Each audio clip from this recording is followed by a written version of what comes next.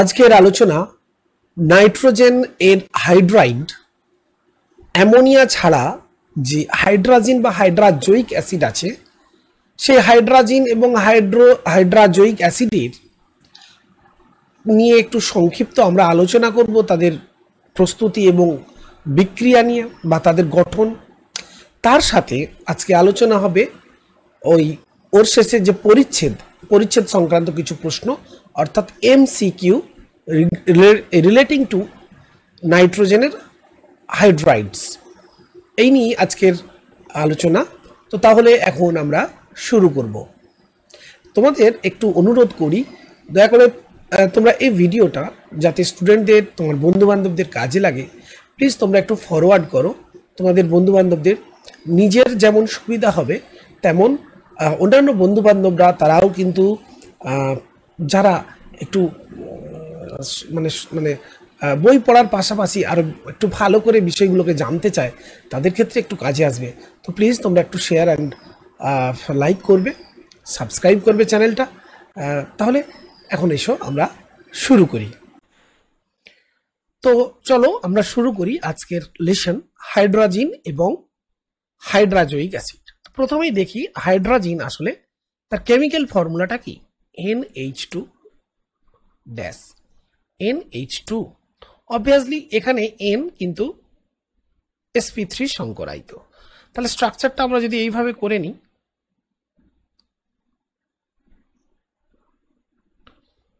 this is NH2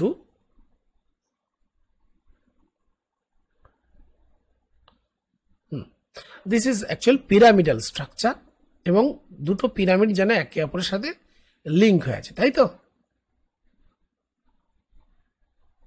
এর এক structure. তো যাই হোক, এখানে NH2 এইটা। তো এখন প্রশ্ন হলো, এই তো গেল এর এটা অবশ্যই কি এই নাইট্রোজেনটা sp3, হ্যাঁ বলে রাখা ভালো, এখানে একটা এটা sp3। এবং এখানে আরেকটা কথা বলবো যে দেখো এটা কিন্তু নন প্ল্যানার, অর্থাৎ এটা কখনোই একতলীয় নয়। হ্যাঁ, এটা পিরামিডাল যেহেতু স্ট্রাকচার, বাইপিরামিডাল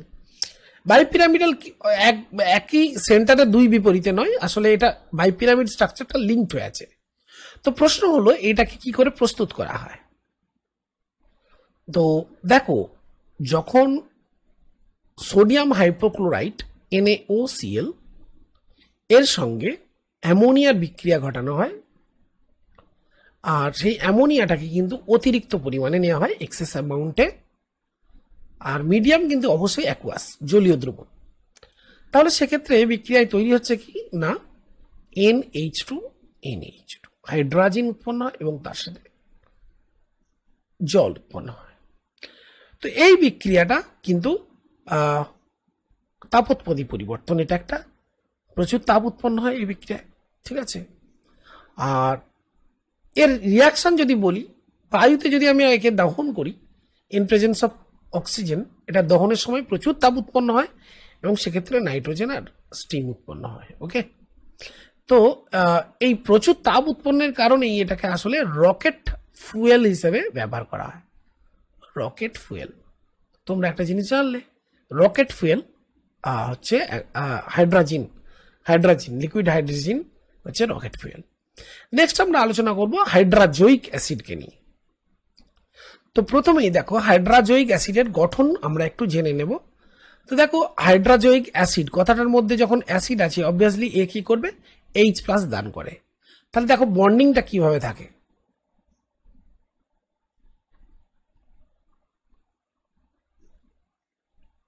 দেখো নাইট্রোজেনের এখানে প্লাস চার্জ হচ্ছে, যেহেতু এখানে নাইট্রোজেনের দেখো আউটার মোস্টে 4টি ইলেকট্রন নিজের আছে, আর এইটা অবভিয়াসলি হয়ে যাচ্ছে মাইনাস, কারণ দেখো এখানে মোট 6টা ইলেকট্রন, 1 2 3 4, মানে 6টা ইলেকট্রন আসলে শেয়ার করেছে সমযোজী বন্ধনে।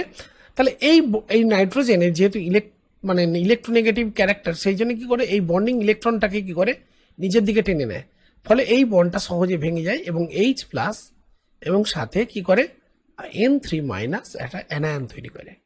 এই জন্য এটা আসলে অ্যাসিড। এবার এখানে লক্ষ্য করার বিষয় দেখো, এই যে নাইট্রোজেনটা, এই নাইট্রোজেনটা কিন্তু যখন আমরা যদি রেজোনেন্স দেখাই, দেখো এইভাবে রেজোনেন্সটা করবে, তাহলে দেখো রেজোনেন্সের ফলে তৈরি হচ্ছে, দেখো H N double bond N double bond N N minus, যেহেতু এখানে এক্সট্রা ইলেকট্রন চলে এলো আর মাঝখানে একটা প্লাস, তাহলে অবভিয়াসলি এই যে নাইট্রোজেনটা, এই নাইট্রোজেনে আমরা কি দেখলাম, একটা sp2 ক্যারেক্টার চলে এলো। এই নাইট্রোজেনটা অবভিয়াসলি যেহেতু দুদিকেই দুটো পাই বন্ড আছে sp, আর এই নাইট্রোজেনটা হয়ে যাচ্ছে sp2। এই হচ্ছে এদের সংকরায়ন। এখন প্রশ্ন হলো, এই যে হাইড্রাজয়িক অ্যাসিড, এই হাইড্রাজয়িক অ্যাসিড আসলে প্রস্তুত করা হয় কি করে? দেখো হাইড্রাজিন যেটা তৈরি করলে N2H4 না, এর সাথে যদি নাইট্রাস অ্যাসিডের দ্বারা জারণ ঘটানো হয় HNO2 তাহলে বিক্রিয়ায় তৈরি হচ্ছে হাইড্রাজয়িক অ্যাসিড HN3, বিক্রিয়ায় তৈরি হবে HN3 এবং তার সাথে ওয়াটার। এই হচ্ছে গল্প। এই HN3 আবার কিন্তু যদি এটা দুর্বল একটা অ্যাসিড আর কি, এটা সামান্য তাপ পেলেই বিয়োজিত হয়ে নাইট্রোজেনে কিন্তু কনভার্ট হয়ে যায়, সামান্য হিট করলে এটা কনভার্ট হয়ে যাবে নাইট্রোজেন প্লাস ওয়াটারে। ওকে, এমনিতেই নাইট্রাস অ্যাসিড যদি বেশি পরিমাণে তোমরা নাও, এর সাথে বিজারিত হয়ে যাবে, বিজারিত হয়েও কিন্তু নাইট্রোজেনে কনভার্সন হয়ে যায়। তো এই ছিল আজকের হাইড্রাজয়িক অ্যাসিড এবং হাইড্রোজেন নিয়ে সংক্ষিপ্ত আলোচনা। এরপর আমরা কিছু পরিচ্ছেদ সংক্রান্ত প্রশ্নোত্তর পর্ব, সেই পর্বে কিছু প্রশ্ন এমসিকিউ আলোচনা করব, এমসিকিউ কোশ্চেন নিয়ে আলোচনা করব। নেক্সট কোশ্চেন, অ্যামোনিয়ার সঙ্গে নেসলারের বিকারকের বিক্রিয়া ক্লাস 10-এ পড়েছো। আসলে এখানে বাদামি অধক্ষেপ তৈরি হয়, এটাকে মিলিয়ন্স বেস বলে, মিলিয়ন্স বেস। ক্ষারীয় পটাশিয়াম মার্কিউরো আয়োডাইডের দ্রবণ, এটা নেসলার বিকারক। বলছি এর সঙ্গে অ্যামোনিয়ার বিক্রিয়ায় আসলে তৈরি হয় কি, HgO HgNH2I, বাদামি অধক্ষেপ, এটাকে মিলিয়ন্স বেস বলে বা মিলনে ক্ষারীয় লবণ বলা হয়, মিলনের বেশ। তো অ্যাকচুয়ালি এখানে কি হয়, একটা আয়োডাইড লবণ তৈরি হচ্ছে, NH2HgO HgI, একটা বাদামি অধক্ষেপ তৈরি হয়। ঠিক আছে, তো এই রিয়াকশনটা তোমরা একটু মাথায় রাখবে, পরীক্ষা আসতে পারে। এটা হয়তো বললো যে বাদামি অধক্ষেপ তার সংকেত কোনটি হবে, চারটে অপশন তোমাদের একটুখানি দিতে পারে, বা কালার নিয়েও এই আসতে পারে এই কোশ্চেনটা। নেক্সট চলে আসতে যে কোশ্চেন নাম্বার 37। কোশ্চেন নাম্বার 37-এ কি বলা হচ্ছে, সিলভার ক্লোরাইড অতিরিক্ত অ্যামোনিয়াম হাইড্রোক্সাইডে দ্রবীভূত হয়, দ্রবণে ক্যাটায়ন রূপে কি উপস্থিত থাকবে? সিলভার ক্লোরাইড, তো তাহলে AgCl অ্যামোনিয়ার সঙ্গে বিক্রিয়া করে একটা মানে অ্যামোনিয়াম আর্জেন্টো ক্লোরাইড একটা জটিল লবণ তৈরি হবে, AgNH3+। এই লবণ খেয়াল করো, তাহলে AgNH3+, এইটা তৈরি হবে, এই অপশনটা। ঠিক আছে, এটা AgCl এর সঙ্গে অ্যামোনিয়ার বিক্রিয়া। খেয়াল রাখো এটা কিন্তু আয়নীয়, আর Ag এর সঙ্গে NH3 এই বন্ডগুলো, এগুলো হচ্ছে সবই কোঅর্ডিনেট বন্ড হয়, মানে NH3 কি করে, এর লোন পেয়ারটা Ag কে ডোনেট করে, এইভাবে NH3 দুদিক দিয়ে দুটো লোন পেয়ার অ্যাকচুয়ালি এটাকে ডোনেট করছে Ag কে। ঠিক আছে, তার মানে এটা হচ্ছে স্যাটিসফাইং সেকেন্ডারি ভ্যালেন্সি, আর Cl minus primary valency satisfy করছে। এগুলো আমরা জটিল যখন লবণ পড়বো তখন এগুলো ক্লিয়ার হবে। তো এখন পরের কোশ্চেনে চলে যাই, কোশ্চেন নাম্বার 38। নিচের কোনটি গঠিত হওয়ার জন্য আসলে কপার সালফেটে অ্যামোনিয়াম হাইড্রোক্সাইড যোগ করলে দ্রবণটা গাঢ় নীল বর্ণের হয়ে যায়? কিউপ্রো অ্যামোনিয়াম সালফেট তৈরি হয় আমরা জানি CuNH3 এটা তো নয়, এটা তো নয়, এইটা সঠিক। তো এখানে দেখো কপার সালফেটের সঙ্গে প্রথমে অ্যামোনিয়াম হাইড্রোক্সাইডের বিক্রিয়ায় আসলে বেসিক কপার হাইড্রোক্সাইড তৈরি হয়, এটা ক্ষারীয়। এ আবার দ্রবণে উৎপন্ন যে অ্যামোনিয়াম সালফেট আছে, সেই অ্যামোনিয়াম সালফেটের সঙ্গে পুনরায় বিক্রিয়ায় তৈরি করে CuNH3+, এটা একটা জটিল ক্যাটায়ন, আর দ্রবণে SO4- এই ক্যাটায়নের দ্বারা আকৃষ্ট হয়ে তৈরি হচ্ছে CuNH3+SO4। ঠিক আছে, এবং এই দ্রবণ এই যে লবণটি আসলে গাঢ় নীল বর্ণের, সে কারণেই দ্রবণটা নীল বর্ণ ধারণ করে। নেক্সট কোশ্চেন, নিচের কোনটির ক্ষেত্রে বন্ধন কোণ সবচেয়ে বেশি?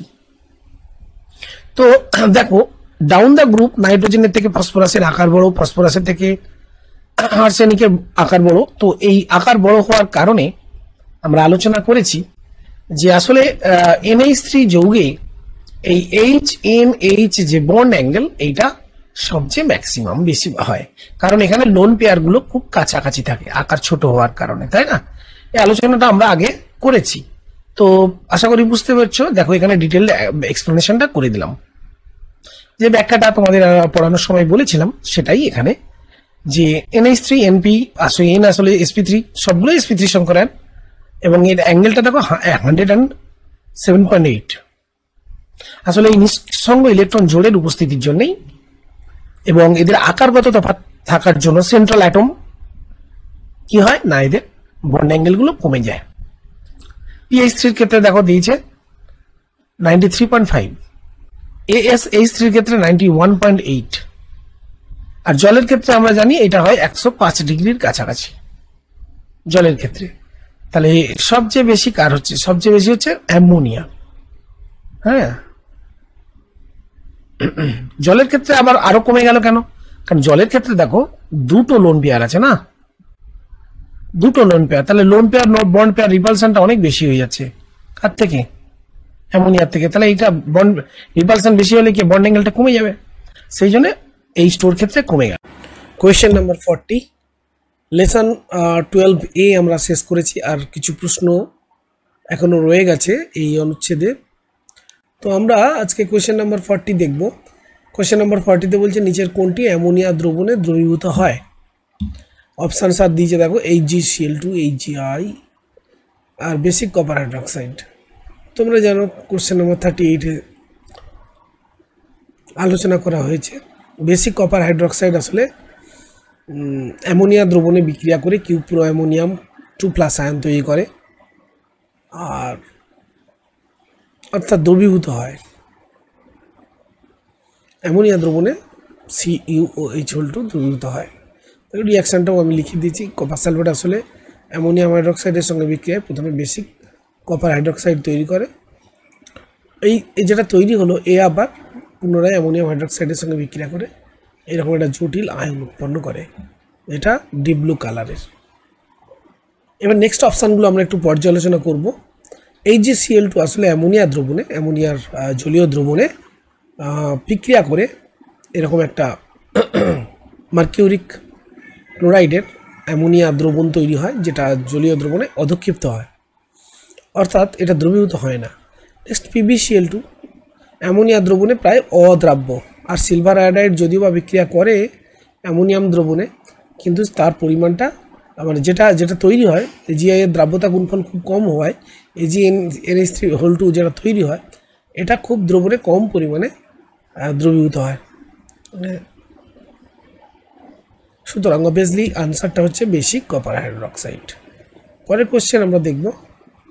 নেক্সট কোশ্চেন, উচ্চ চাপে অ্যামোনিয়া এবং কার্বন ডাইঅক্সাইডের যে মিশ্রণ উত্তপ্ত করলে নিচের কোনটি উৎপন্ন হয়? ক্লাস 10-এই আমরা এটা পড়েছিলাম। অন্তর্বর্তী একটা যৌগ অ্যামোনিয়াম কার্বমেট তৈরি হয়, যেটা একটি সুস্থিত যৌগ, তারপর থেকে ইউরিয়া তৈরি হয়। দেখো রিয়াকশানটা আমি দিয়ে দিয়েছি, এটা অ্যামোনিয়াম কার্বমেট, একটা অন্তর্বর্তীকালীন যৌগ, যেটা কি করে রাসায়নিক বিক্রিয়ায় সুস্থিত ইউরিয়া উৎপন্ন করে। So B is the right option here. Next question, নিচের কোনটির ক্ষেত্রে বন্ধন কোণ সবচেয়ে বেশি? তো প্রত্যেকটা আমরা আগে অ্যানালিসিস করে নেব। অ্যামোনিয়ার ক্ষেত্রে যদি বলি, অ্যামোনিয়ার ক্ষেত্রে একটা লোন পেয়ার থাকে এবং স্ট্রাকচারটা হচ্ছে এরকম N, যেখানে bond angle HNH bond angle হচ্ছে প্রায় 107, মানে লেস দ্যান 109 ডিগ্রি, যেটা নর্মালি হয়। আবার অ্যামোনিয়াম প্লাসে দেখো, অ্যামোনিয়াম প্লাসের ভ্যালেন্স ইলেকট্রন তো 4 তাহলে এই জন্য ও sp3 সংকরায়ন করছে, যেখানে N এর মাথায় চার্জ থাকে কিন্তু কোনো লোন পেয়ার থাকে না। তাহলে অবভিয়াসলি স্ট্রাকচারটা কীরকম হবে দেখো,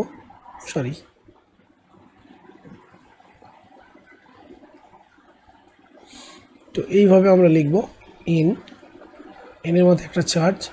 তাহলে দেখো এখানে আমার থাকছে একটা হাইড্রোজেন, এখানে হাইড্রোজেন, এখানে হাইড্রোজেন, এখানে হাইড্রোজেন, তো এটা একটা সুষম চতুস্থলকের মতন, কাজেই এখানে অ্যাঙ্গেলটা হবে 109 ডিগ্রি, 109 ডিগ্রি, অর্থাৎ HNH ইন NH4 এটা হচ্ছে 109.5 ডিগ্রি। এরপর চলে আসি SCl2।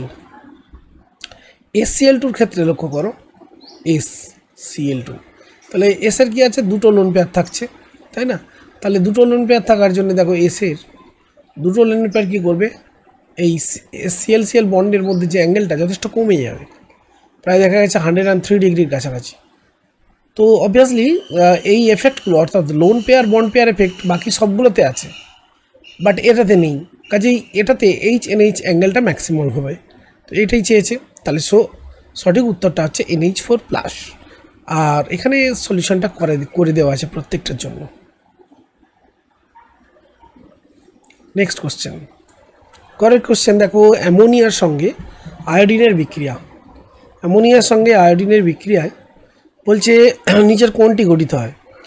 অবভিয়াসলি NI3 গঠিত হয়, কিন্তু এই অপশানটা হবে না, কারণ NI3 আবার NH3-র সঙ্গে যুক্ত হয়ে কালো বাদামি অধক্ষেপ দেয়, যেটা জটিল যৌগরূপে মানে জটিল যৌগ রূপে মানে অবস্থান করে। তো এক্ষেত্রে বি হচ্ছে রাইট অপশান। NH4I এটা তৈরি হয় না, কোনো বিক্রিয়া না, এটাও ভুল। সো এটা B is the right option here. রিয়াকশানটা আমি তোমাদের দেখিয়ে দিয়েছি।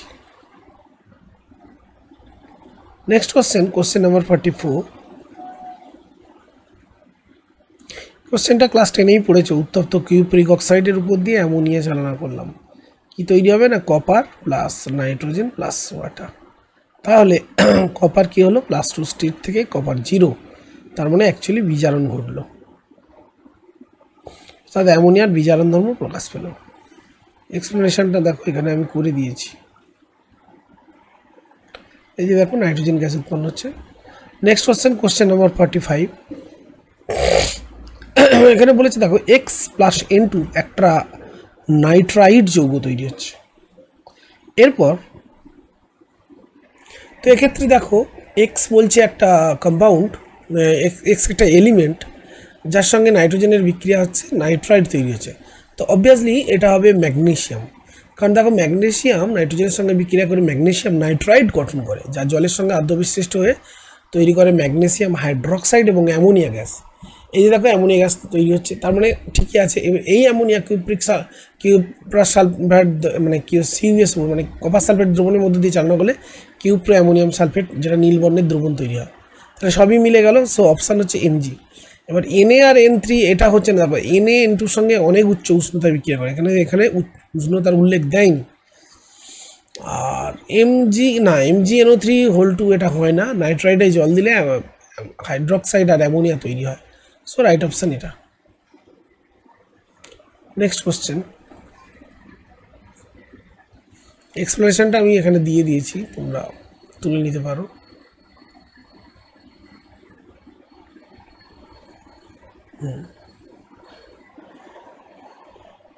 রিয়াকশানগুলো করে দিয়েছি। ম্যাগনেসিয়াম নাইট্রাইড দেখো জলের সঙ্গে বিক্রিয়া করে এইসব তৈরি করছে।